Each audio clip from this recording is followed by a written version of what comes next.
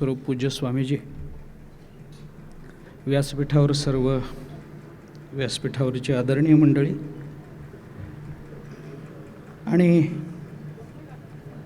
हिंदू म्हणून घ्यायला न घाबरणारे आपण सर्व श्रोते, संत सज्जन, माता भगिनी, आजचं संमेलन कोणत्या कारणाने आहे याची जाणीव आपल्या सगळ्यांना आहे. स्वतःचं अस्तित्व जपण्याकरता आपल्या हातात फार कमी दिवस राहिलेत. बाहेरचं वातावरण फार वाईट आहे. नाही त्या गोष्टींना नको तो मुलामा देऊन अविचारानं धर्माची आणि धर्मप्रवृत्त झालेल्या लोकांची निंदा करण्यामध्ये लोकांना पुरुषार्थ वाटतो आहे. अशा परिस्थितीमध्ये हिंदुत्वाचा अभिनिवेश आणि हिंदूच्या पोटी जन्माला आलो या विचारातून माणसाचं रक्त खवळलं नाही तर आपण माणूस म्हणून घ्यायच्या योग्यतेचे राहणार नाही याची जाणीव आपल्या प्रत्येकाच्या अंतःकरणामध्ये जरी आता निर्माण झालेली असली तरीसुद्धा प्रार्थना विनंती एवढीच आहे, रक्त खवळू दे, फक्त कृती शास्त्रीय असू देत. आपली माथी भडकावीत, आपल्याकडून निंद्य कर्म घडावं याकरता प्रवृत्त असणारे अनेक गट स्वतःच्या डोक्यावर राजकीय पक्षाचं लेबल लावून तुमचं माझं अस्तित्व सर्व प्रकाराने नष्ट करण्याकरता आजूबाजूला टपलेले आहेत आणि आपल्या संप्रदायाच्या सांप्रदायिक व्यक्तीच्या हातामध्ये आता दुसरा कोणताही मार्ग उरलेला नाही. आत्ता लगेच शास्त्रीय म्हणून एकच मार्ग आपल्या हातात आहे, मतदान करणे. एवढा एकच मार्ग आहे. आत्ता आदरणीय हरिभक्तीपरायण रामकृष्ण महाराज वीर यांनी या विवेकाची गोष्ट, काही विवेकाबद्दल ते बोलले. मला अधिक बोलायचं नाही, खरं म्हणजे मला बोलायचंच नव्हतं, पण तरी आल्याबरोबर का माझं नाव घेतलं मला माहिती नाही. पण अशी एक संस्कृतामध्ये असं एक सुभाषित सांगितलं जातं की अश्वम नैव गजम नैव व्याघ्रम नैवच नैवच अजापुत्रो बलिम दद्यात देवो दुर्बल घातका.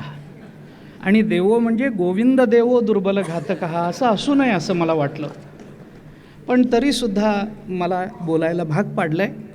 पण बोलणं आज प्रत्येक कीर्तनकाराचं कर्तव्य आहे. या संबंधात बोलणं कीर्तनकाराचं कर्तव्य आहे. आपण ज्ञानेश्वरी गाथा संत वाङ्मय याच्यावर बोलत जरी असलो तरी या वाङ्मयाबद्दल आपल्याला मोकळ्या मनानं अतिशय चांगल्या वातावरणामध्ये आणि निकोप मनं निर्माण करायची असतील तर आपल्या भोवतालची परिस्थिती धार्मिक असावी लागते आणि त्याकरता म्हणून आपण सर्वांनी कटिबद्ध झालं पाहिजे. रामकृष्ण महाराज विवेकाची गोष्ट सांगत होते. मला अधिक बोलायचं नाही. ज्ञानोबारायांची एकच ओवी मला आपल्यासमोर आत्ता ठेवण्याचा मोह आहे. मी अविवेकाची काजळी फेडोनी विवेक दीप उजळी तै योगिया पाहे दिवाळी निरंतर. आता आपल्याला 20 तारखेला अविवेकाची काजळी फेडायची आहे. अविवेकाची काजळी 20 तारखेपर्यंत फेडत राहायचं आहे. 20 तारखेला योग्य ते बटन दाबून विवेकाचा दीप लावायचा आहे आणि 23 तारखेला योग्याची निरंतर दिवाळी आपल्याला अनुभवायची आहे. या कारणाकरता म्हणून आपण सर्वांनी एकत्रित येणं महत्त्वाचं आहे. हे एकत्रित आत्ताही आपण आलेलो आहोत. कीर्तनकारांचं संमेलन, धर्माचार्यांचं संमेलन असं वारंवार म्हटलं जातं, पण मला असं वाटतं की प्रत्येक कीर्तनकार स्वतःच्या ठिकाणी एक संमेलन पण बाळगू नये. तो कीर्तनकार व्यक्ती म्हणजेच एक संमेलन असतं. ज्ञानेश्वर महाराजांनी पसायदानामध्ये ज्या भूमिका मांडल्या आणि या जगतातल्या प्रत्येक जीवाच्या कृतकृत्यतेकरता जी जी जबाबदारी या समाजातल्या प्रत्येक घटकावर लादून दिली, प्रत्येकावर आपलं उत्तरदायित्व काय असावं याचा विचार करण्याची ज्ञानेश्वर महाराजांनी गरज बोलून दाखवली. त्याच्यामध्ये तुमच्या आमच्यावर जर आपण हरिभक्तीपरायण ही बिरुदावली लावून घ्यायला लाजत नसू, हरिभक्तीपरायण म्हणून घ्यायला आपल्या अंतःकरणामध्ये कोणता विकल्प येत नसेल, तर आपल्या सर्वांवर ज्ञानेश्वर महाराजांनी ही जबाबदारी टाकली आहे. वर्षत सकळ मंगळी ईश्वरनिष्ठांची मांदियाळी अनवरत भूमंडळी भेटतू भूता. हे अनवरत 20 तारखेपर्यंत या भूमंडळावर अनेक लोकांना भेटत राहून आपण मांगल्याचा म्हणजे सुयोग्य पद्धतीनं बटन दाबण्याच्या विचाराचा मंगलवर्षाव करत राहणं ही आज कीर्तनकाराची या निमित्तानं जबाबदारी आहे. आपण सर्वांनी ते केलं पाहिजे. परंतु गोष्टी फार विचित्र आहेत, फार विचित्र गोष्टी आहेत. आपल्या अवतीभोवतीचं जे वातावरण आहे ते मघाशी म्हटल्याप्रमाणे चांगलं नाही आणि आपल्यालाही हे माहिती आहे. आपली अडचण कशात आहे? आपल्याला काही कळत नाही ही आपली अडचण नाहीच आहे, ती कधीच नव्हती. लोकसभेला काय झालं हे आपल्याला कळलं नाही असं मुळीच नाही आहे, हे आपल्याला कळलेलं आहे. पण जे कळलेलं आहे त्याच्यातून सुयोग्य विचाराची निवड करून पुढे काय करायचं आहे याच्याकरता जो विवेक, याच्याकरता जी विचारसंपन्नता लागत असते, त्या विचारातून कृतिशील होणं ही थोडी अडचण आहे. दुर्दैवाने झालं काय, आपण दुर्दैवाने म्हणण्यापेक्षा थोडंसं स्पष्ट बोलतो मी, आपण परवानगी द्याल. हा विचार कुठल्या पक्षाशी संबंधित नाही आहे, हा विचार कुठल्या एका विशिष्ट विचारधारेशी संबंधित नाही आहे. आज जो विचार करण्याकरता आपण इथे आहोत, ज्या विचाराला डोक्यावर घेऊन, ज्या विचाराला आपल्या डोळ्यासमोर ठेवून आज आपल्याला फिरण्याची आवश्यकता आहे, आज ज्या कारणाने स्वामीजी फिरतायत, या सगळ्या गोष्टी जर बारकाईनं बघितल्या तर कुठल्या कीर्तनकाराला पक्षच नाही. कीर्तनकार कुठल्याही पक्षाशी बांधील नाही आहे. आपल्याकडे सगळेच येतात, याही पक्षाचे लोक येतात, त्याही पक्षाचे लोक येतात, पण कीर्तनकाराला 2च पक्ष आहेत, एक शुद्ध पक्ष आहे आणि दुसरा वद्य पक्ष आहे एकादशीचा. कीर्तनकार या 2च पक्षाशी संबंधित आहे. त्याला कुठल्याही विचारधारेशी म्हणून काही समर्पण आहे अशातला भाग नाही. त्याच्या डोक्यात एकच आहे, देव मस्तकी धरावा, अवघा हलकल्लोळ करावा. याच समर्थांच्या वचनाप्रमाणे आमचा कीर्तनकार आज बाहेर पडतोय. सर्व संप्रदायातले, महाराष्ट्रातल्या सर्व संप्रदायाचे कीर्तनकार या विचारानं बाहेर पडतात. पक्षाशी संबंधित विचार नाही. पण अडचण ही झाली की उद्या आमच्या अस्तित्वावरच गदा यायला लागली आहे. अडचण ही झाली की आमच्या विचाराच्या अभिव्यक्तीशीच आता प्रतारणा व्हायला लागली. हा अनेक वर्षापासून हे चालत आलेलं आहे. राम मंदिर उभं व्हायच्या आधीपासून हा विचार आहे आणि हा विचार आपल्या माथी अनेक वर्ष मारून आपल्याला अशा पद्धतीनं विचाराला प्रवृत्त केलेलं आहे की हिंदू धर्म हा धर्मनिरपेक्ष धर्म आहे. कशा करता हिंदू धर्मनिरपेक्षतेचा मक्ता काही फक्त हिंदूंनी घ्यावा आणि बाकीने मात्र त्यांच्या धर्माचं लांगुल चालन करत आमच्या डोक्यावर प्रसंगी आमच्या उरावर बसण्याचे प्रयत्न करावेत, हे कुठपर्यंत आम्ही सहन करणार आहोत? हिंदू निरपेक्ष म्हणजे काय? अरे हिंदू निरपेक्ष आहे, वारकरी कीर्तनकार निरपेक्ष आहे, वारकरी निरपेक्ष आहे, रामदासी संप्रदायातले कीर्तनकार प्रवचनकार रामदासी म्हणून या महाराष्ट्रामध्ये फिरून अखंड समर्थांच्या वचनाची पेरणी करणारे रामदासी हे सुद्धा निरपेक्ष आहेत. आम्ही निरपेक्ष आहोत, पण समोरून येणारी प्रतिक्रिया निरपेक्ष नाही ना. आम्ही सगळे सर्व धर्म समभाव हे कुणाच्या बुद्धीतून निघालेलं खूळ आहे मला अजून कळलेलं नाही. मी शोधच घेतोय अजून.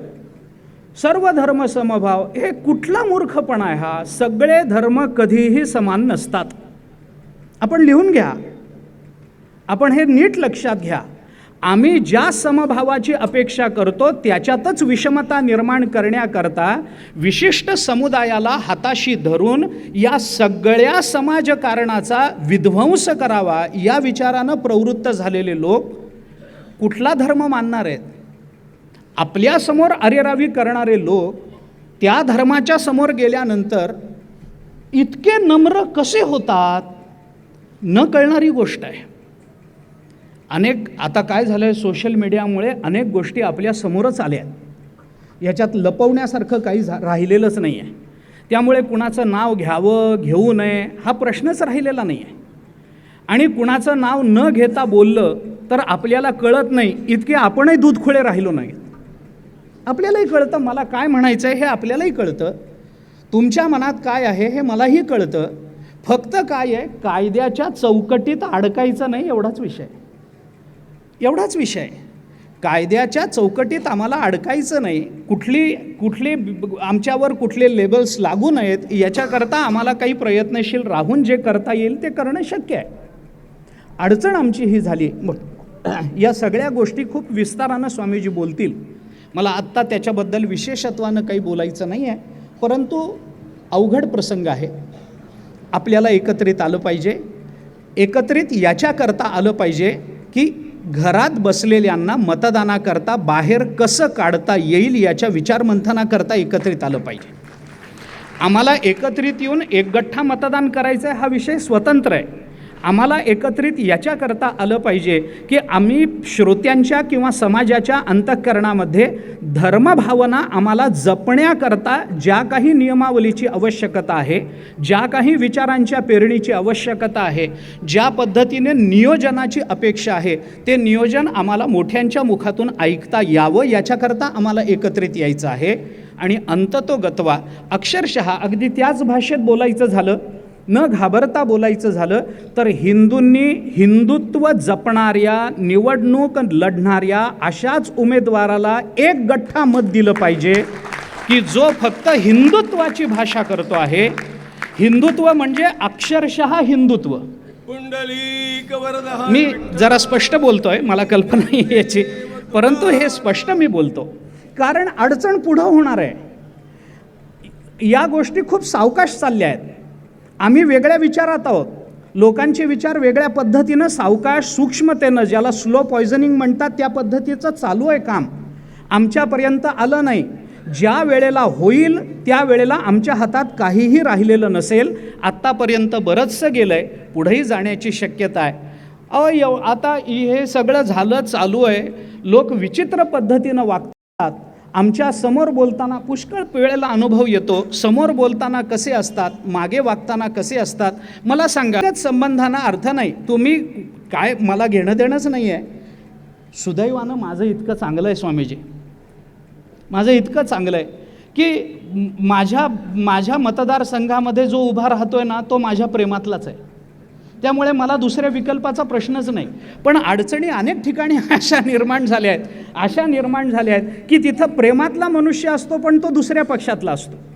मग आम्हाला म्हणून मी म्हटलं की व्यक्तिगत संबंधांना धर्माकरता या निवडणुकीत बाजूला ठेवा. व्यक्तिगत संबंधांना या निवडणुकीत धर्माकरता, आपलं अस्तित्व राखण्याकरता, आपली विचारधारा अबाधित राखण्याकरता, आपला धर्म राखण्याकरता, आपलं वाङ्मय राखण्याकरता आत्ता हे सगळं बाजूला ठेवून कुठे ना कुठेतरी आपल्या अंतःकरणामध्ये धर्मनिष्ठता ही वाढती राहिली पाहिजे. कुठेतरी आपल्या अंतःकरणामध्ये हे जाज्वल्य विचार आपल्या अंतःकरणामध्ये नेहमी जागृत राहिले पाहिजेत. याच्याकरता आपण प्रयत्नशील राहावं. मला आमंत्रित केलं त्याबद्दल अंतःकरणपूर्वक धन्यवाद देतो. चातुर्मास्यातून आम्ही बाहेर पडता येणार नाही आहे दुर्दैवाने आम्हाला बाहेर, परंतु ज्या वेळेला आमची प्रवचनांची सांगता होईल त्यावेळेला या संबंधातलं सविस्तर चिंतन आम्ही आमच्या प्रवचनांमधून मांडणार आहोत. आम्हालाही याची चिंता आहे, आम्हालाही याची काळजी आहे. चातुर्मास हा विषय पुन्हा तोच आहे. मी पुन्हा आज हे सांगतो, आज जर तुम्ही योग्य बटणं दाबलीत तर पुढचा चातुर्मास करता येण्याची शक्यता आहे, नाहीतर तेही राहणार नाही, नाहीतर हेही राहणार नाही. हे मी आपल्याला स्पष्ट सांगतो, जाहीर सांगतो. आज योग्य बटणं दाबलीत, आपण योग्य उमेदवार निवडून दिलेत, हिंदुत्वाचा परामर्श घेऊन. हिंदुत्व ही सामान्य काय हिंदुत्वाच्या व्याख्या केल्या गेल्या आहेत, जीवनशैलीपर्यंत त्याला नेऊन ठेवलं आहे. मी त्याला गैर मानत नाही. पण जीवनशैली म्हटलं की त्याला बाजूला ठेवता येतं. हिंदुत्व ही आमची जीवनशैली नाही, हिंदुत्व हे आमचे रक्त आहे, हिंदुत्व हा आमचा प्राण आहे, हिंदुत्व ही आमची अस्मिता आहे, हिंदुत्व हा आमचा धर्म आहे, हिंदू हा आमचा संप्रदाय आहे आणि म्हणून हिंदू हे आमचं अस्तित्व आहे. या विचारानंच आम्ही या हिंदुत्वाकडे पाहिलं पाहिजे आणि त्या दृष्टीनंच आपण प्रवृत्त व्हा. आत्ता फक्त अयोध्या झालं आहे, आपण योग्य बटणं दाबाल तर नजीकच्या काळामध्ये मथुरा आणि काशी या दोन्हीकडे आपल्याला या दर्शनाचा आनंद घेता येणार आहे. मी पुन्हा पुन्हा आपल्याला सांगतो, हा विचार फार सामान्य वाटतो तेवढा नाही. हे हिमनगाचं टोक आहे, याच्या खाली फार मोठी षडयंत्र आहेत, याच्या खाली फार मोठा दुर्विचार आहे, याच्या मागे फार मोठी दुर्बुद्धी आहे. या सगळ्यातून बाहेर पडण्याकरता तुमच्या माझ्या हातामध्ये एकच उपाय आहे, हिंदुत्वाचा अभिनिवेश बाळगणाऱ्या उमेदवाराला निवडून देणं. एवढंच आज आपल्या हातात आहे. हे होऊ देत, मग आपण आपल्या हातात घेऊन काय करायचं ते बघू. एवढं होऊ दे, शेवटी आपणच आहोत.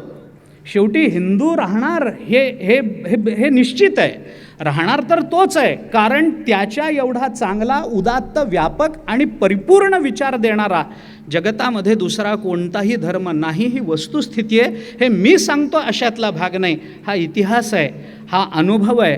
आणि संतांनी सांगितलेल्या विचाराचं अनुगमन करत जाणं हे आपलं कर्तव्य आहे. त्या दृष्टीने मी आपल्याला प्रार्थना करतो की इथं जमलेल्यांनी काय करावं हे मला सांगायचंच नाही.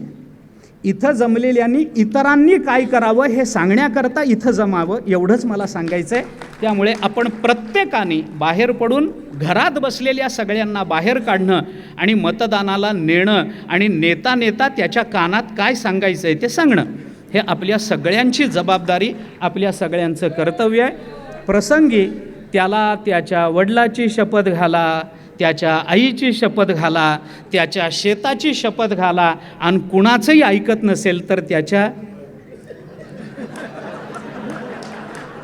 बायकोची शपथ घाला, तिला तिच्या नवऱ्याची शपथ घाला, पण हिंदू निवडून आला पाहिजे हे लक्षात ठेवा. सगळ्यांना प्रार्थना आहे, सगळ्यांच्या चरणी नतमस्तक आहे. सगळ्यांकरता पुन्हा पुन्हा विनंती आहे, हिंदू हिंदू आणि हिंदुत्व अबाधित राहिलं पाहिजे. जय श्रीराम.